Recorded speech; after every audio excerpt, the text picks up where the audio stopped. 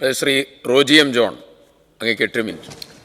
Sir, ഞാൻ ഈ ധനാഭ്യർത്ഥനകളെ എതിർക്കുകയാണ്.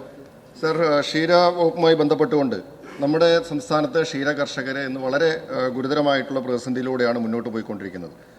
ഇന്ന് നമുക്കറിയാം, ക്ഷീര കർഷകർക്ക് കൊടുത്തുകൊണ്ടിരിക്കുന്ന മിൽക്ക് ഇൻസെൻറ്റീവ് സ്കീം, അതനുസരിച്ച് ത്രിതല പഞ്ചായത്തുകൾ ഓരോ രൂപയും, ഡിപ്പാർട്ട്മെൻറ്റ് 1 രൂപയും, അങ്ങനെ ലിറ്ററിന് 4 രൂപ അധികമായിട്ട് അവർക്ക് ലഭ്യമാക്കുന്ന ഒരു പദ്ധതി, അത് കൃത്യമായിട്ട് കുടിശ്ശിക കൂടാതെ തക്ക സമയത്ത് തന്നെ ക്ഷീരകർഷകർക്ക് ലഭ്യമാക്കുവാനായിട്ടുള്ള നടപടി സർക്കാരിൻ്റെ ഭാഗത്തുനിന്നുണ്ടാവണം എന്നാണ് എനിക്ക് സൂചിപ്പിക്കാനായിട്ടുള്ളത്.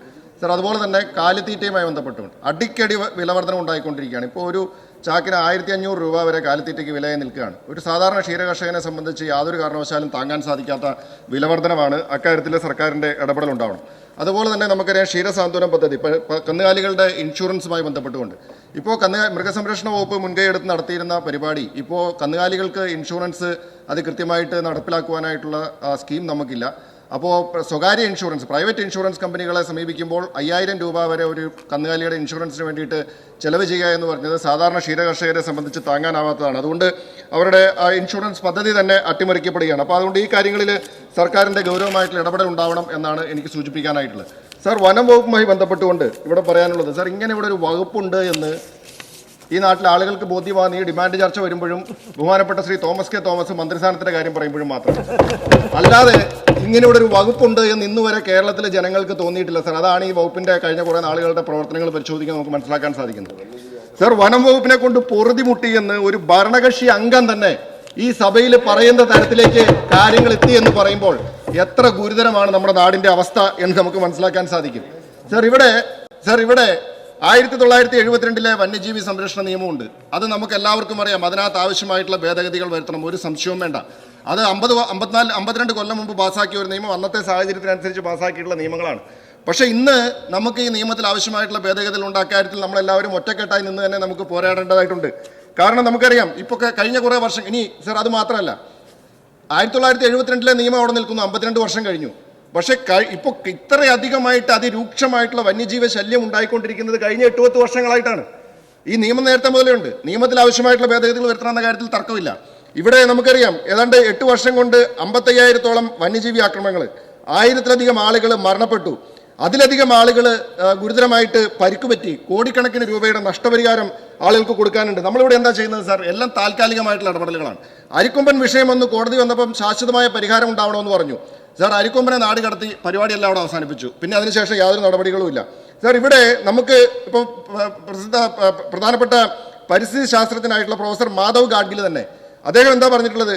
മനുഷ്യന്റെ ജീവനും സ്വത്തിനും നാശമുണ്ടാക്കുന്ന വന്യജീവികളെ കൊന്നു തന്നെ നിയന്ത്രിക്കണം എന്നാണ് അദ്ദേഹം ഉൾപ്പെടെയുള്ള ആളുകൾ പറഞ്ഞിരിക്കുന്നത്. സാർ, ഉടനടി ചെയ്യേണ്ടുന്ന നടപടികൾ നമ്മൾ ഉടനടി ചെയ്യണം. ദീർഘകാലത്തിൽ ചെയ്യേണ്ടുന്ന നടപടികൾ ദീർഘകാലത്തിൽ ചെയ്യണം. കാട്ടുപന്നി, മുള്ളംപന്നി, കുരങ്ങൻ തുടങ്ങിയ കൃഷി നശിപ്പിക്കുന്ന ജീവികളെ വെടിവെച്ച് കൊല്ലാനുള്ള അനുമതി കർഷകർക്ക് നൽകണമെന്നാണ് പ്രൊഫസർ മാധവ് ഗാഡ്ഗിൽ ഉൾപ്പെടെയുള്ള ആളുകൾ ഇപ്പോൾ പറഞ്ഞുകൊണ്ടിരിക്കുന്നത്. പരിഷ്കൃത രാജ്യങ്ങളിലെല്ലാം ഈ സംവിധാനമുണ്ട്. വിദേശ രാജ്യങ്ങളിലൊക്കെ പോയാൽ നമുക്കത് മനസ്സിലാക്കാൻ സാധിക്കും. സാർ, ഓസ്ട്രേലിയയിലെ ദേശീയ മൃഗമാണ് കങ്കാരു എന്ന് പറയുന്നത്. പക്ഷേ അതിൻ്റെ എണ്ണം വർദ്ധിക്കുന്ന സമയത്ത് അതിൻ്റെ ആവാസ വ്യവസ്ഥയ്ക്ക് ഉൾക്കൊള്ളാൻ പറ്റാതെ വരുന്ന ഒരു സാഹചര്യം വരുമ്പോൾ സർക്കാർ തന്നെ ആ കങ്കാരുവിനെ വെടിവെക്കാനായിട്ടുള്ള അനുമതി അവിടെ കർഷകർക്ക്, ജനങ്ങൾക്ക് കൊടുക്കുകയാണ്. അപ്പോൾ അതുപോലുള്ള സംവിധാനങ്ങൾ നമുക്കിവിടെ വേണം. നമ്മുടെ ഒരു ആവാസ വ്യവസ്ഥയിൽ ഉൾക്കൊള്ളാൻ പറ്റാത്ത തരത്തിലുള്ള മൃഗങ്ങൾ ഉണ്ടാകുമ്പോൾ അത് നാട്ടിലേക്ക് കടന്നു വരികയാണ്. അപ്പോൾ അതിനെ പ്രതിരോധിക്കാൻ, അല്ലെങ്കിൽ അതിനെ തടുത്തു നിർത്താനായിട്ടുള്ള നടപടികൾ ഉണ്ടാവണം, അതിനെ നിയന്ത്രിക്കാനായിട്ടുള്ള നടപടി ഉണ്ടാവണം. മന്ത്രി യോഗം വിളിച്ച് മീറ്റിംഗ് കൂടി തീരുമാനങ്ങളൊക്കെ എടുത്ത് പത്രസമ്മേളനം നടത്തിയതുകൊണ്ടൊന്നും ആനയും ഇതൊന്നും അറിയുന്നില്ല, പുലി ഇതൊന്നും അറിയുന്നില്ല. ആനയും പുലിയൊക്കെ യഥേഷ്ടം ഇങ്ങോട്ട് വന്നുകൊണ്ടിരിക്കുകയാണ്. പണ്ട് ഇതൊക്കെ ഒറ്റയ്ക്കും പെട്ടയ്ക്കൊക്കെ വന്നുകൊണ്ടിരുന്നത്, ഇപ്പോൾ കുടുംബത്തോടു കൂടി ആനയൊക്കെ വന്നുകൊണ്ടിരിക്കുന്നത്.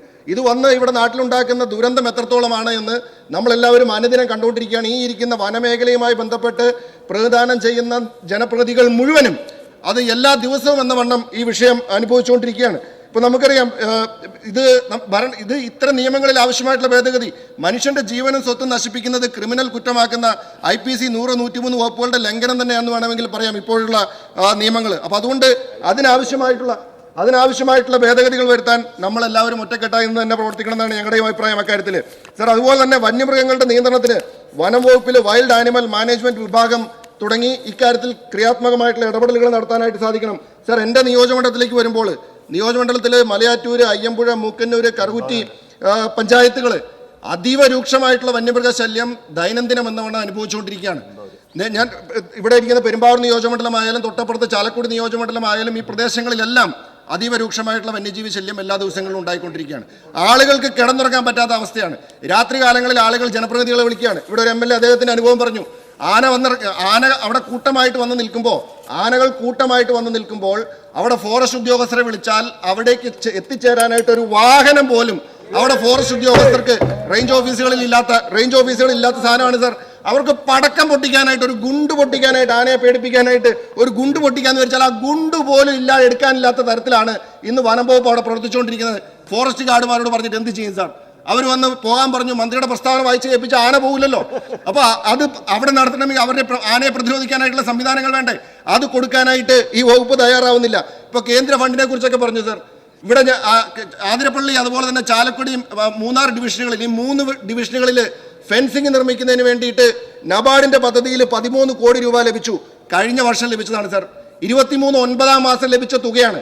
ആ തുക 13 കോടി രൂപ ലഭിച്ചിട്ട് ഒരു വർഷം പിന്നിടുമ്പോൾ ഇതുവരെ അത് ടെൻഡർ നടപടികൾ പൂർത്തീകരിച്ച് അത് നിർമ്മാണത്തിലേക്ക് കടക്കുവാനായിട്ട് ഈ വകുപ്പിന് കഴിഞ്ഞിട്ടില്ല, ഈ സർക്കാരിന് കഴിഞ്ഞിട്ടില്ല. അപ്പൊ എന്ത് നടപടിയാണ് സർക്കാർ സ്വീകരിക്കുന്നത്? ഈ കാര്യത്തിൽ ആത്മാർത്ഥമായിട്ടുള്ള എന്ത് ഇടപെടലാണ് സർക്കാരിന്റെ ഭാഗത്തുനിന്ന് ഉണ്ടാവുന്നത് എന്ന് ബഹുമാനപ്പെട്ട മന്ത്രി പറയണം. എത്ര ആളുകൾക്കാണ് സാർ നഷ്ടപരിഹാര തുക കുടിശ്ശികയായിട്ട് കൊടുക്കാൻ കിടക്കുന്നത്? അതുപോലെ തന്നെ വാച്ചർമാരുടെ, ഫോറസ്റ്റ് വാച്ചർമാരുടെ ഉൾപ്പെടെ ശമ്പളം മാസങ്ങളായിട്ട് കുടിശ്ശികയായിട്ട് പല സ്ഥലങ്ങളിലും കിടക്കുകയാണ്. ഇപ്പോൾ ഇവിടെ വേറൊരു കാര്യം പറയുന്നുണ്ട്. വന്യജീവി ആക്രമണങ്ങളിൽ മരണപ്പെടുന്ന ആളുകൾക്ക് നഷ്ടപരിഹാരം കൊടുക്കുന്നത് കേന്ദ്രത്തിന്റെ വകയാണെന്ന് കേന്ദ്രം പറയുന്നു, സംസ്ഥാനത്തിന്റെ വകയാണെന്ന് സംസ്ഥാനം പറയുന്നു. ഇപ്പോൾ വിവരാവകാശ രേഖപ്രകാരം ചോദിച്ചപ്പോൾ പറയുന്നത് 10 ലക്ഷം രൂപയാണ് കൊടുക്കുന്നത്. കേന്ദ്രാവിഷ്കൃത പദ്ധതിയായ IDWH പ്രോജക്ട് എലിഫന്റ് എന്നിവയിൽ ഉൾപ്പെടുത്തി വിതരണം ചെയ്യുന്ന തുകയുടെ 60% കേന്ദ്ര വിഹിതമെന്നും 40% സംസ്ഥാന വിഹിതമെന്നുമാണ് ഇപ്പോൾ വിവരാവകാശം പറയുന്നത്. സർ, എന്നാൽ കേന്ദ്രം പറയുന്നത് മുഴുവൻ കൊടുക്കുന്നത് കേന്ദ്രമാണെന്ന് പറയുന്നു. സർ, കേന്ദ്രം കൊടുക്കുന്ന തുക കേന്ദ്രത്തിന്റെ വേറെ ഹെഡ് ഓഫ് അക്കൗണ്ടിൽ അത് ഈ അപകടം പറ്റുന്ന ആളുകൾക്ക് കൊടുക്കാൻ തയ്യാറാവണം. സംസ്ഥാനം കൊടുക്കുന്ന തുക ഉണ്ടെങ്കിൽ സംസ്ഥാനം 40% കൊടുക്കാൻ തയ്യാറാണെങ്കിൽ അത് അഡീഷണൽ ആയിട്ട് 40% കൊടുക്കാൻ കഴിയണം. അങ്ങനെ ഉണ്ടായാൽ ഇപ്പോൾ കൊടുക്കുന്ന 10 ലക്ഷത്തിന് പകരം 14 ലക്ഷം രൂപ ഈ അപകടം പെട്ട് മരണപ്പെടുന്ന ആളുകൾക്ക് കൊടുക്കാൻ കഴിയും. എപ്പോഴും കർണാടകയിലേക്ക് നോക്കി, കർണാടകയിലെ കാര്യം പറയുന്ന ആളുകളാണല്ലോ ഭരണപക്ഷത്തുള്ള ആളുകൾ. സർ, കർണാടക 15 ലക്ഷം രൂപയാണ് അവിടെ അപകടം പെട്ട് മരണപ്പെടുന്ന ആളുകൾക്ക് കൊടുക്കുന്നത്.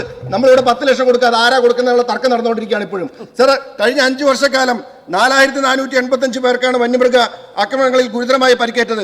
ഇതിൽ നഷ്ടപരിഹാരം ലഭിച്ചത് കേവലം 612 പേർക്ക് മാത്രമാണ് സാർ. അതുകൊണ്ട് തന്നെ ഈ സർക്കാരിന്റെ സമീപനം നമുക്ക് മനസ്സിലാവുന്നില്ലേ? സാർ, എന്താണ് ഇവിടെ നടന്നുകൊണ്ടിരിക്കുന്നത്? വകുപ്പിൽ എന്താ നടന്നുകൊണ്ടിരിക്കുന്നത്? സർ, മുട്ടിൽ മരമുറിയും വയനാട് സുഗന്ധഗിരി മരമുറി കേസും ഒക്കെ നമ്മൾ ചർച്ച ചെയ്താണ്. സുഗന്ധഗിരി മരമുറി കേസിലെ വിജിലൻസ് നടത്തിയ പ്രാഥമിക അന്വേഷണത്തിൽ സസ്പെൻഡ് ചെയ്യാൻ പറഞ്ഞ ഉദ്യോഗസ്ഥരെ പോലും സംരക്ഷിക്കുന്ന നടപടിയാണ് സർക്കാരിന്റെ ഭാഗത്തുനിന്ന് ഉണ്ടായിക്കൊണ്ടിരിക്കുന്നത്. ഒരു വശത്ത് മരത്തിന്റെ ശിഖരം മുറിച്ചതിന്റെ പേരിൽ ചീഫ് വൈൽഡ് വാർഡനെതിരെ നടപടി സ്വീകരിച്ച സർക്കാർ മരം മൊത്തത്തോടെ മുറിച്ചുകൊണ്ട് പോയ ഉദ്യോഗസ്ഥരെ സംരക്ഷിക്കുന്ന നടപടിയാണ് ഇപ്പോൾ സ്വീകരിച്ചുകൊണ്ടിരിക്കുന്നത്. സർ, അതുപോലെ തന്നെ ഇപ്പോൾ പുറത്തു വരുന്ന വാർത്തകൾ, സർ, കോഴ ആരോപണം, ഞാൻ അവസാനിപ്പിക്കുക. സർ, കോഴ ആരോപണം, വനം വകുപ്പിലെ സ്ഥലം മാറ്റ പട്ടിക വെട്ടിച്ചുരുക്കിയതാണ് പറയുന്നത്. എന്താണ് 3 വർഷത്തിലധികമായിട്ട് പോലും ഒരു സ്ഥാനത്തിരിക്കുന്ന ഉദ്യോഗസ്ഥരെ അവിടെ നിലനിർത്തുന്നതിന് വേണ്ടിയിട്ട് അവിടെ പാർട്ടി തലത്തിൽ ഇടപെട്ട് പിരിവ് നടത്തി അതിന്റെ പേരിൽ ഇപ്പോൾ സ്ഥലമാറ്റ പട്ടികയൊക്കെ വെട്ടിച്ചുരുക്കി വെച്ചിരിക്കുകയാണ്. സർ, പത്രവാർത്തകൾ പറയുന്നത് NCP നേതൃത്വം ശുപാർശ ചെയ്ത് തയ്യാറാക്കിയ പട്ടിക വെട്ടിച്ചുരുക്കാൻ മുഖ്യമന്ത്രിയുടെ ഓഫീസിൽ നിന്നുള്ള ഇടപെടലിനെ തുടർന്നാണ് ഇങ്ങനെ നടപടി ഉണ്ടായതെന്ന് ഇപ്പോൾ പത്രവാർത്തകൾ സൂചിപ്പിക്കുകയാണ്. സർ, അങ്ങനെ ഈ വകുപ്പിനെ സംബന്ധിച്ച് ജനങ്ങളുമായി ബന്ധപ്പെട്ട വിഷയങ്ങളിൽ ഒന്നും ഒരു നിലപാടുമില്ല. സർ, ഇവിടെ ഒരു ആന നാട്ടിലിറങ്ങിയാൽ, കടുവ നാട്ടിലിറങ്ങിയാൽ, പുലി നാട്ടിലിറങ്ങിക്കഴിഞ്ഞാൽ അതിനെ ഒന്നും മയക്കുവടി പോലും വെക്കാൻ പറ്റാത്ത ഒരു സർക്കാരാണ് ഇരിക്കുന്നത്. സർ, ആനയ്ക്ക് വെക്കേണ്ട മയക്കുവടി ആർക്കാണ് കൊണ്ടത് എന്ന് ഈ നാട്ടിലെ ജനങ്ങൾക്ക് സംശയമുണ്ട്. സർ, കഴിഞ്ഞ കുറെ വർഷങ്ങളായിട്ട് മയക്കുവടി കൊണ്ട ഒരു സർക്കാരാണ് ഈ വന്യജീവി ആക്രമണത്തിന്റെ കാര്യത്തിൽ കേരളത്തിൽ അധികാരത്തിലിരിക്കുന്നത് എന്ന് പറഞ്ഞുകൊണ്ട് ആ സർക്കാരിന്റെ ഈ ധനാഭ്യർത്ഥന ഞാൻ ഒരിക്കൽ കൂടി എതിർക്കാണ്. സർ.